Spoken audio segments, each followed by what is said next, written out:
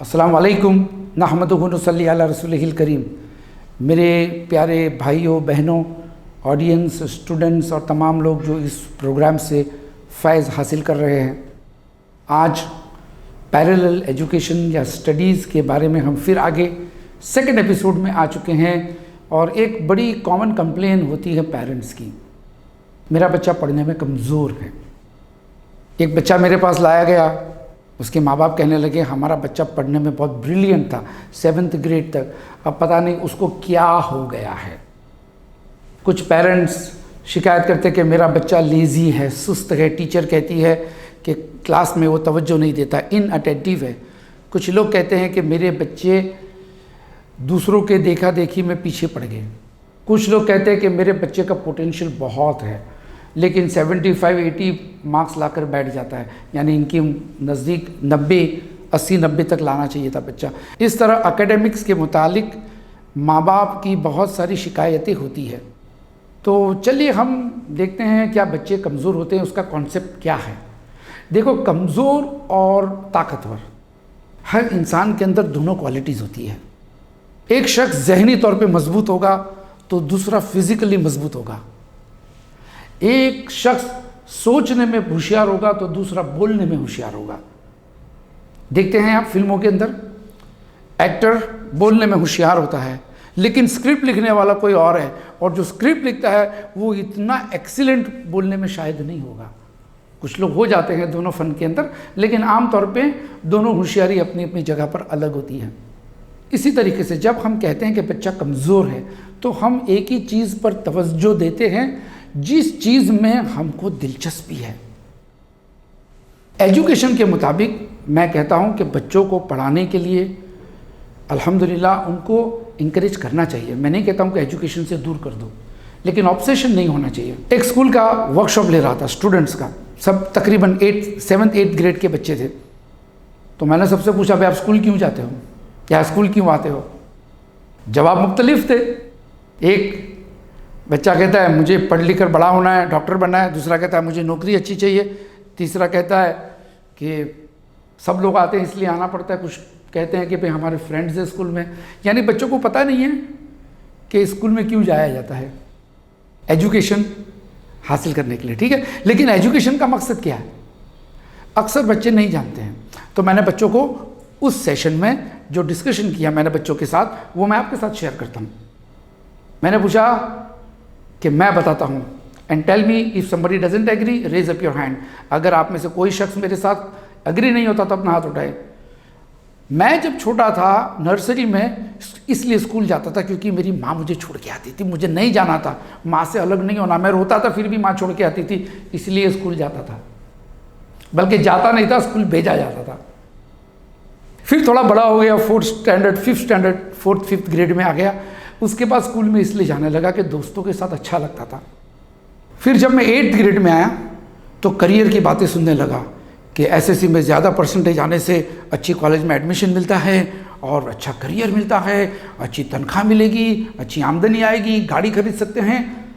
तो फिर हमारा स्कूल में जाने का मकसद हो गया अच्छा परसेंटेज लाने का, और वहाँ पे हम लोग और तवज्जो देने लगे। फिर स्कूल लाइफ ख़त्म होने के बाद जब हाई स्कूल में गए, कॉलेज लाइफ के अंदर सेकेंडरी हाई स्कूल में जब हम गए तो वहाँ पे medical engineering, chartered accountancy, IT engineers, इस तरह के करियर्स को लेकर हम स्कूल में जाने लगे।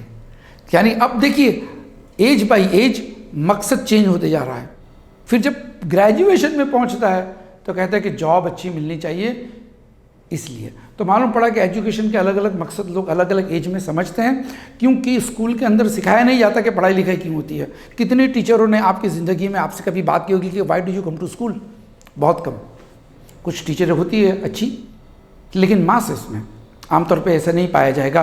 तो फिर मैंने उनसे पूछा, okay tell me how many of you all want to become doctors? मैंने बच्चों से पूछा तो काफ़ी बच्चों ने हाथ उठाया। तकरीबन 300 बच्चे थे उस ऑडिटोरियम में, और उसमें 30-40 बच्चों ने डॉक्टर बनने के लिए हाथ उठाया। गुड, अच्छी बात है। तो मैंने पूछा कि डॉक्टर बनना क्यों चाहते हैं आप? तो कुछ हाथ नीचे आ गए। जवाब होगा तो ना। कुछ लोगों ने हाथ ऊपर रखे, इधर उधर देखे देखे तो अरे बाकी सब लोगों ने हाथ ऊपर थे वो नीचे कर दिए। तो कुछ लोग ज़रा सा नर्वस हो गए कि कहीं सर हमको ना पूछ ले। एक बच्चे को उठाया, कमान आप डॉक्टर बनना क्यों चाहते हो? कहता है मैं लोगों की जान बचाना चाहता हूँ। अरे वाह, तो आप फायर फाइटर क्यों नहीं बनना चाहते? वो भी तो लोगों की जान बचाता है। अरे आप म्यूनसिपैलिटी ज्वाइन कर लीजिए, मच्छर मार के लोगों को मलेरिया से बचाइए तो भी जान बचती है। आप डॉक्टर बनना क्यों चाहते हैं? तो वो थोड़ा सा नर्वस हो गया। उसके बाद मैंने पूछा अब कोई है किसी के पास जवाब, क्यों डॉक्टर बनना चाहते हैं? तो एक शख्स, एक लड़का था, मज़ेदार लड़का था, वॉज वेरी स्मार्ट, ट्रेंड के साथ मैच्योर था वो। तो कहता सर मेरी माँ कहती है कि अगर तू डॉक्टर बना ना तो कोई अच्छी लड़की से शादी होगी तेरी। और पूरा हॉल हंसने लगा। और ये ट्रेंड्स होते हैं। मुझे याद है कि जब मैं स्कूल में था तो एक फ़िल्म आई थी, वो फिल्म का नाम याद नहीं आ रहा मुझे, लेकिन उसमें जो हीरो था वो पायलट था, एयरफोर्स का पायलट था। और उसकी गर्लफ्रेंड्स थी, एक इंटरवल के पहले एक गर्लफ्रेंड और इंटरवल के बाद दूसरी गर्लफ्रेंड, और दोनों खूबसूरत लड़कियाँ। अब उसकी फ़ोटोज़ फिल्म के अंदर वो हेलमेट लेकर एयरपोर्ट पे चलता है और अपने प्लेन के बाजू में खड़े रहता है, गर्लफ्रेंड्स उसकी चल रही है, हंसी मजाक हो रहा है। तो बहुत सारे लड़कों को पायलट बनने का शौक़ हो गया। ट्रेंड है भाई, फैशन है। पता नहीं है कि कितनी मजदूरी करनी पड़ती है पायलट बनने में भी, कितने घंटे जो है मेहनत करनी पड़ती है, मैथ्स फिज़िक्स सारी चीज़ें सीखनी पड़ती है, तब जाके पायलट बनता है। लेकिन क्योंकि ये खूबसूरत सा नौजवान एक फ़िल्म के अंदर है, एंटरटेनमेंट है, तो लोगों को पायलट बनने का शौक़ था। फिर एक ट्रेंड आया कि लोग डॉक्टर बनना चाहते थे मेरे ज़माने में। अब डॉक्टर बनना क्यों चाहते थे? क्योंकि डॉक्टर साहब, जो 80s में, अर्ली 80s और 70s में डॉक्टर को साहब कहा जाता था। डॉक्टर साहब यानी अगर आपके घर में डॉक्टर विजिट करने आया तो कोई जाकर डॉक्टर की अटैची उठा लेगा, डॉक्टर के पीछे पीछे चलेंगे, डॉक्टर जब बात करेगा पेशेंट को देखेगा, सन्नाटा होगा, कोई बात मत करो। यानी एक बादशाह की तरह समाज में डॉक्टर की इज्जत थी, बादशाह की तरह इज्जत थी, डॉक्टर साहब। और डॉक्टर साहब जो बन गए तो प्रपोजल्स की लाइन लगती थी।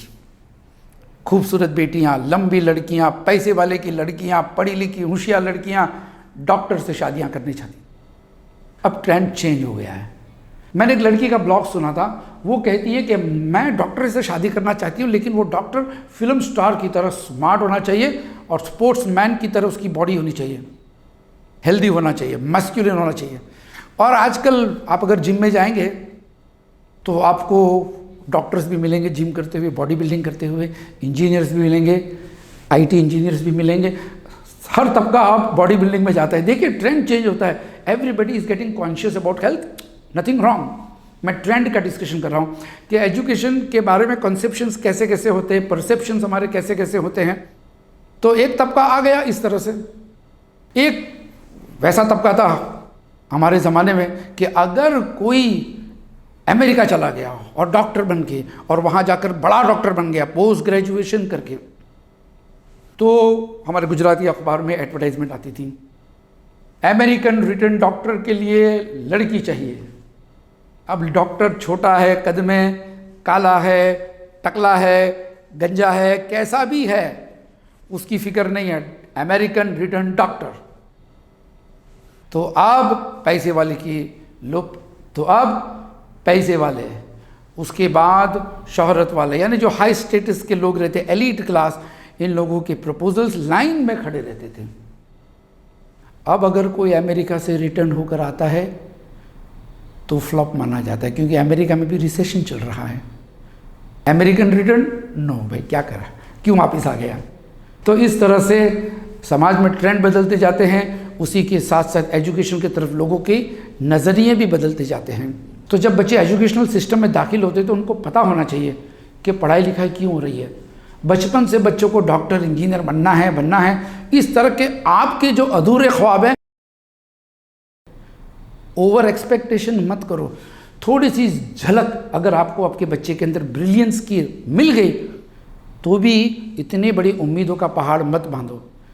लेट थिंग्स हैपन ग्रेजुअली, अपने तौर पे बच्चे को बड़े होने दो। 10th ग्रेड में उसको अंदाज़ा आएगा कि वो किस सब्जेक्ट में महारत रखता है, और आगे चलकर 11th-12th में उसको और पक्का यकीन हो जाएगा कि वो कौन सी फील्ड के लिए लायक है। किस तरह से करियर चूज़ करना है, इसका एक अलग सेमिनार हम करेंगे। बहरहाल यहाँ इस एपिसोड को मैं ख़त्म करते हुए आपको याद दिला दूँ कि पैरेलल एजुकेशन से मुराद ये है कि मैं पेरेंट्स और स्टूडेंट्स को अपनी एजुकेशन सिस्टम के अंदर किस तरह बेहतरीन नताइज लाए, उसके बारे में डिस्कशन करते रहूँगा। देखते रहिए, मिलते रहिए अगले एपिसोड में। निसार नडियाडवाला आपके साथ। अस्सलामु अलैकुम।